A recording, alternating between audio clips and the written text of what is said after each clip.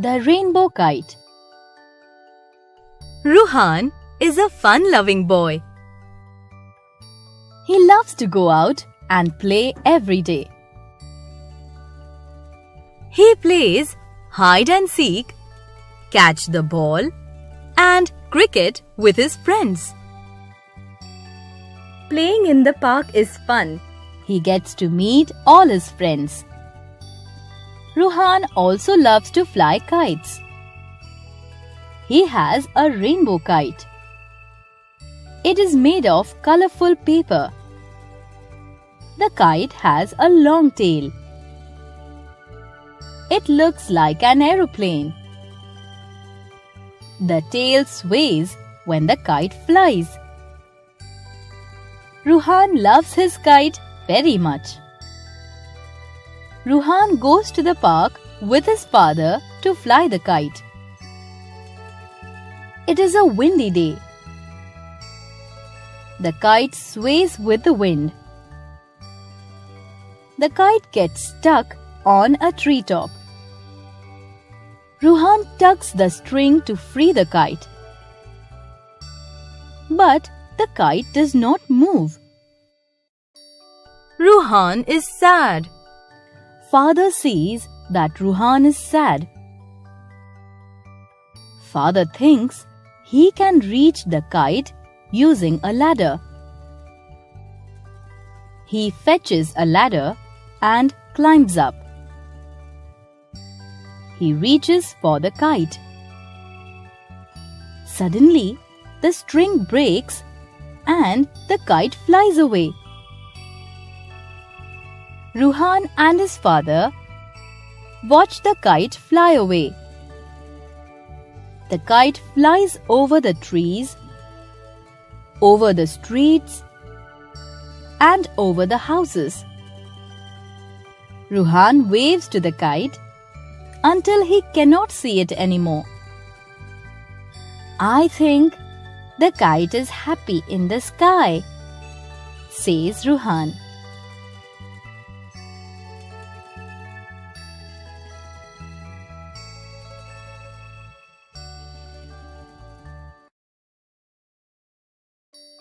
There's a crocodile in a pickle jar.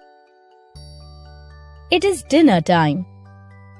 Suhani sees the rice and vegetables served on her plate. She does not like vegetables. She tells her mother she is not hungry. Her mother brings out a chocolate cake. When Suhani sees the big cake, she jumps with joy. She says, "Please give me some cake." Mother says, "First eat your food. Then you can have the cake." Suhani begs her mother to give her a small slice. But her mother refuses. Suhani gets angry and goes to her room. After some time, she starts feeling hungry. She feels her room spinning. She goes to the kitchen. She opens the refrigerator door. There is a pickle jar lying on the first shelf. She looks at it closely and screams, "Help! There is a crocodile in our fridge!" Mother and father come running to the kitchen.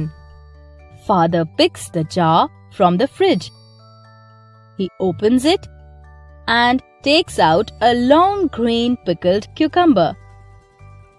He shows it to Suhani. Suhani's mother says, "You did not eat your dinner. An empty stomach makes the body weak. When you feel that way, your eyes can play tricks on you." Suhani says, "I am sorry. I promise to eat properly from today. May I have some dinner?" Father says, "Sure, you may also have that yummy cake you missed." Adapted from the original by R.D. Knapp.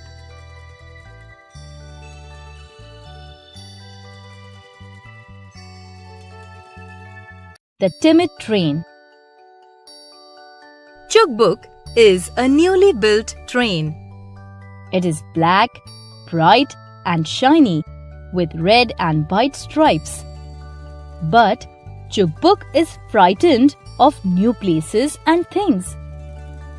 Chuk-Buk knows that cows moo and dogs bark at passing trains.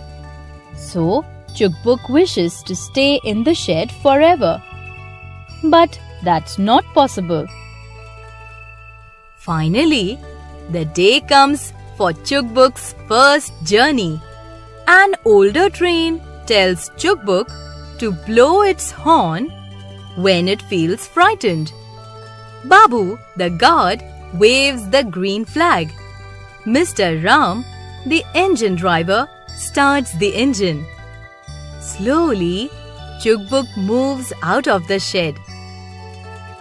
Woo! Hoots Chuk-Buk out of fear. The dogs near the railway track run away, hearing the loud horn. And the birds fly away. Chuk-Buk begins to move happily. It hoots now and then. The horn drives away any cow or bull sitting on the railway track. Then Chuk-Buk sees a dark tunnel. It is scared. It makes a loud woo! Mr. Ram switches on the engine headlights and says, "These will show you the way." Chuk-Buk feels safe. It passes through the tunnel without any fear. As it comes out of the tunnel, Chuk-Buk feels happy. Chuk-Buk is now enjoying its journey. Would you like to join Chuk-Buk on its next journey?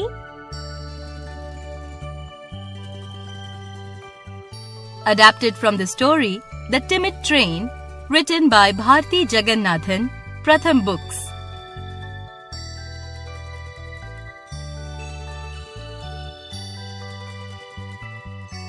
The story of forks and spoons.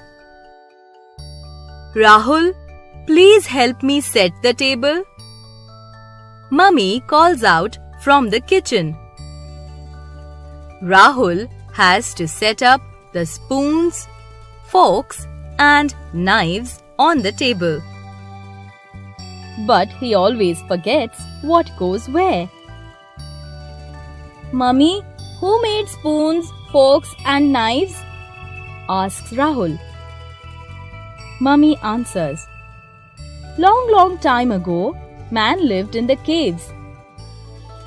He used sharp stones and bones to kill animals for food.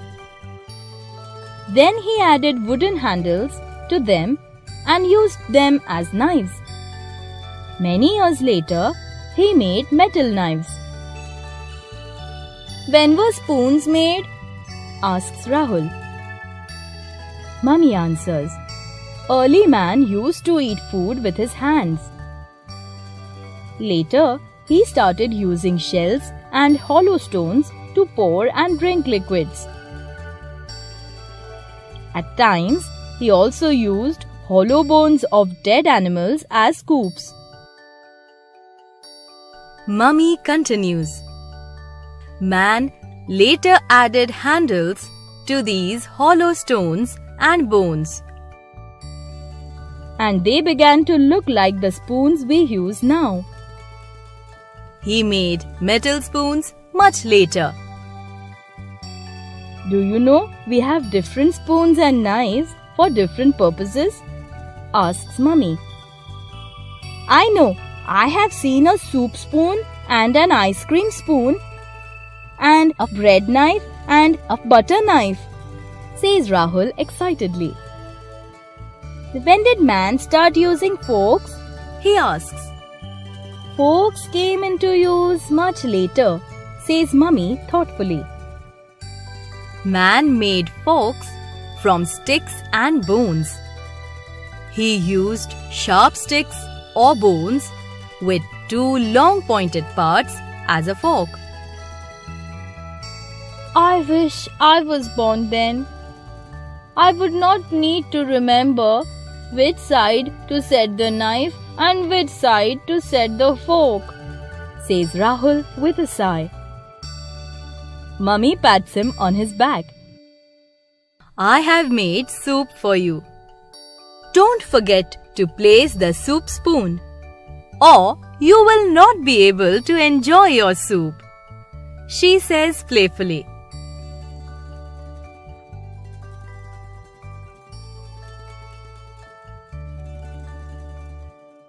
The story of Peter Rabbit. Peter, the little rabbit, lives with his mother and his 3 brothers. They live under a big apple tree. Mama Rabbit needs to go to the market.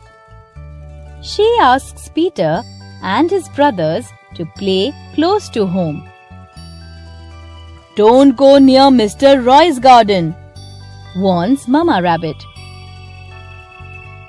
But there are juicy carrots and turnips in Mr. Roy's garden. We want to taste them, plead the little rabbits. No, says Mama Rabbit aloud.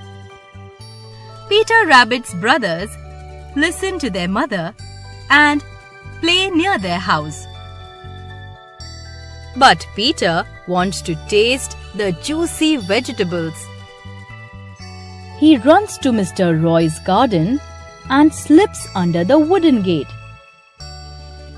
First, he eats some huge carrots and then some tiny turnips. They taste yummy. Then he wants to eat some lettuce.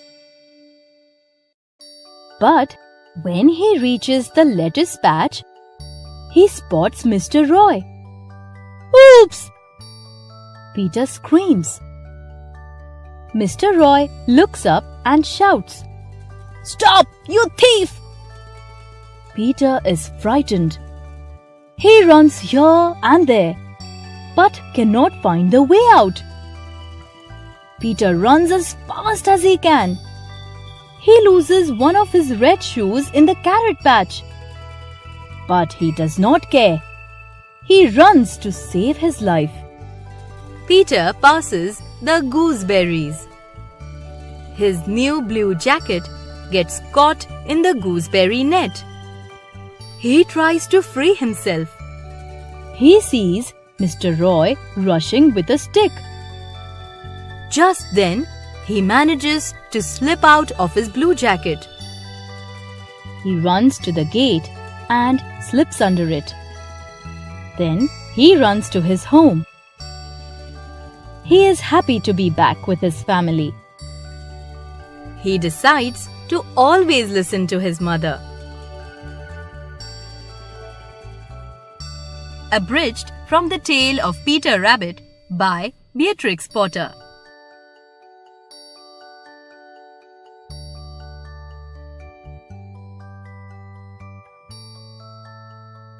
How big is a foot? Characters in the play: narrator, king, queen, minister, and carpenter. The stage is set up as a king's court. Act 1. Long, long ago, there lived a king. One day, narrator exits and king and his minister enter, thinking aloud. It's my dear queen's birthday. What do I gift her? She has everything. Minister. Yes, my lord. What can I gift the queen on her birthday? Pointing to a table kept in a corner. How about getting the queen something to sleep on? It could be like that table, a wooden platform with 4 legs, but it will also have a backrest. That's a good idea. I will call it a bed. My lord, I will call the carpenter. Minister claps loudly. Carpenter enters. Carpenter is a short person with small feet. The king wants a bed made. Let me explain to you what a bed is. Minister explains with actions what a bed is. Of course, my lord. How big should the bed be? It should be as big as the queen. How big is the queen, my lord? The king, minister, and carpenter look puzzled. Act 2. The stage is set up as the king's bedroom. The king asks the queen to lie down on the floor. He walks from the queen's head to her feet and then side to side. He counts his footsteps as he walks. 1, 2, 3, 4, 5, 6. The bed should be 6 feet long and 3 feet wide. Act 3. The stage is set as the king's court. The carpenter walks in with a bed that resembles a small table with a backrest. My lord, the bed is ready. Excitedly, Let the queen try it. the queen enters and lies on the bed. Angrily, This bed is too small for the queen. Send this carpenter to the prison. the minister drags the carpenter and exits stage. Act 4. Carpenter sitting in the prison. Thinking aloud, Why was the bed small for the queen? I made the bed according to the size given. The king measured it with his feet, and I used the same measurement with my feet. pauses. But my feet are smaller than the king's feet. Pauses. I solved the puzzle. I can make a bed to fit the queen if I get the size of the king's feet. Act 5. Minister enters and bows down to the king before he speaks. My lord, the carpenter says he can make the bed to fit the queen. He just needs the measure of your foot. Take my shoe and give it to the carpenter to use as a measure. The minister takes the shoe and bows and leaves. Act 6. A medium-sized bed is seen in the middle of the stage. The king, queen, minister, and carpenter stand around it admiring it. The carpenter used the king's shoe to make the bed. The bed is now perfect for the queen, and the king is glad. And from now on, a foot shall be the size of the king's foot.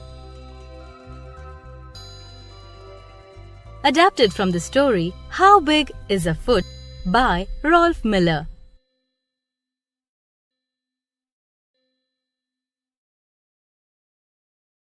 Holes in a fence. Pritham lives in a small town with his parents. He is good in his studies. But he gets angry very easily. He speaks rudely to his neighbors, his friends, and sometimes even his parents. No one likes Pritham when he gets angry. His parents are worried about his behavior. One day, Pritham's father calls Pritham. He gives Pritham a hammer and a bag of nails. He asks Pritham to drive a nail into the fence whenever he gets angry. Pritham gets angry with his father. But before he opens his mouth to shout, his father points to the hammer. Pritham drives his first nail into the fence with the hammer. After that, each time Pritham gets angry, he drives a nail into the fence with the hammer. At first, he enjoys it. But later, he realizes it is tiring to drive a nail into the fence. So, Pritam decides to control his anger. Slowly, the number of nails he drives becomes less. And finally, he stops driving nails into the fence. He learns to control his anger. Pritam's parents are very happy. Pritam's father then asks him to remove a nail from the fence every time he controls his anger. It takes several days for Pritam to pull out the nails from the fence.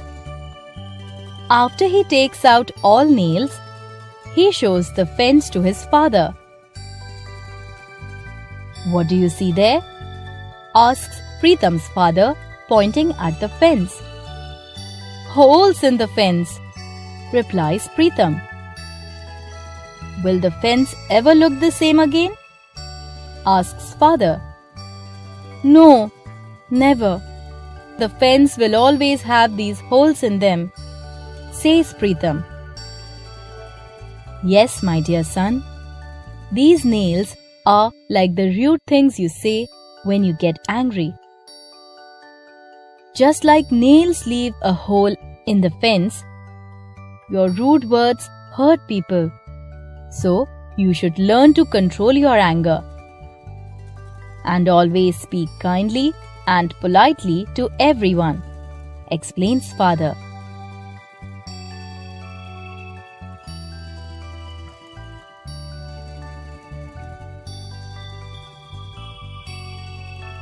Yellow daffodil. Yellow, yellow daffodil, dancing in the sun. Oh, yellow, yellow daffodil, you tell me spring has come. I can hear a bluebird sing and hear a robin call. But yellow, yellow daffodil, I love you most of all.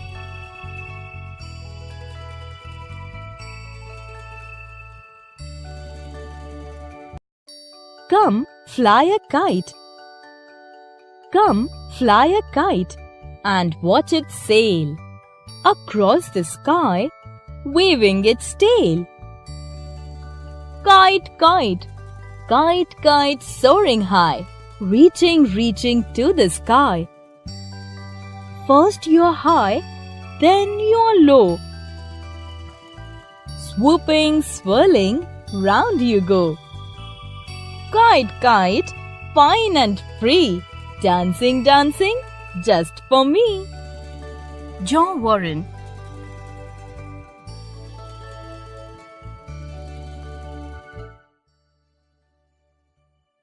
I am a yellow helicopter. I am a yellow helicopter sitting on the ground. These are my rotor blades, slowly turning round. Faster now and faster, they are spinning like a top. Take off, turn around, touchdown, stop. Brian Thompson. Important rules. Here are some rules for you and me. See how important they can be. Always be honest, be kind and fair. Always be good and willing to share. These are rules we all should know. We follow these rules wherever we go.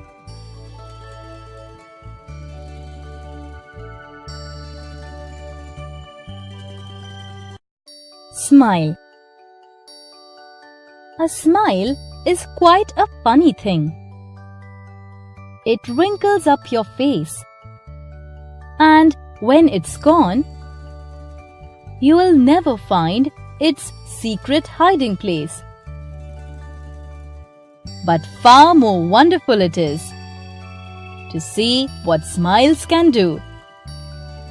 You smile at one, he smiles at you. And so one smile makes two.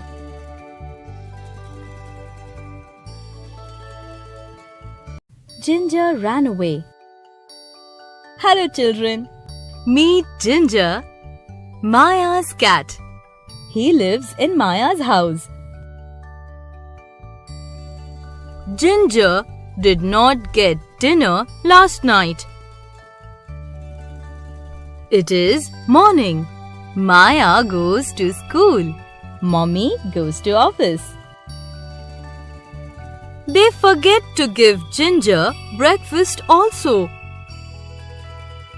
Daddy too forgets to feed Ginger. Ginger is feeling tired and weak.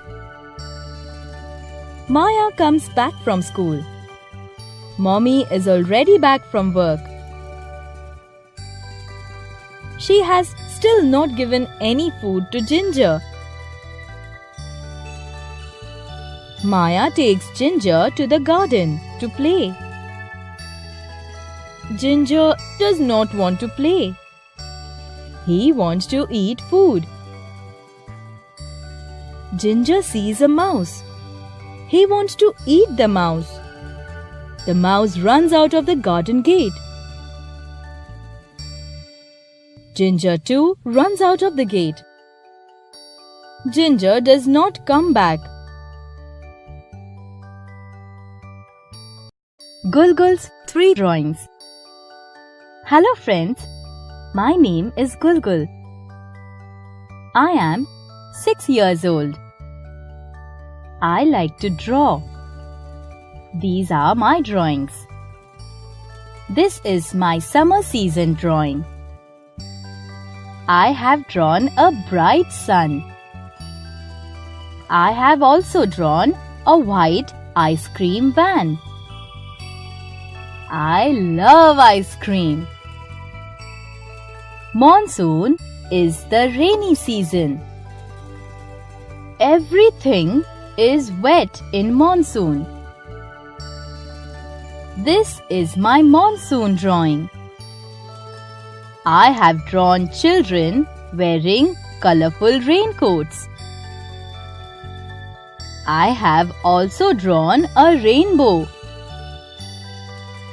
I love rainbows. Do you? This is my winter drawing. I have drawn a cute snowman. The snowman has a red scarf around its neck. I have also drawn a Christmas tree. It has ribbons, colorful balls, and shiny stars. And I have drawn gifts under the tree. I love all seasons, but winter is my favorite.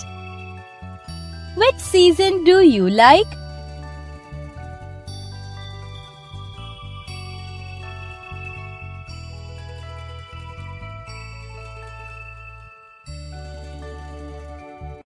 The burnt rotis. We are a family of 3 people. Me, my mother and my father. My mother works hard every day. Today she is very tired, so she has cooked something simple. There is a bowl of dal, potato sabzi, and slightly burnt rotis on the table. She calls us for dinner. I am hungry. I rush to the table to eat dinner. I wait to see if Daddy eats the burnt rotis. Daddy picks one roti and smiles at my mom. he asks me how my day was at school. I watch him make small pieces of the roti. Then he eats the roti and dal with a smile. After dinner, my mother says sorry to my father for burning the rotis. And I'll never forget what he says. Honey, I love burnt rotis. When I go to kiss Daddy good night, I say, May I ask you a question, Daddy? He says, Yes, you may. I ask, Do you really like your rotis burned? He wraps me in his arms and says, Your mom put in a hard day at work today. She is very tired. And besides, a little burnt roti never hurt anyone.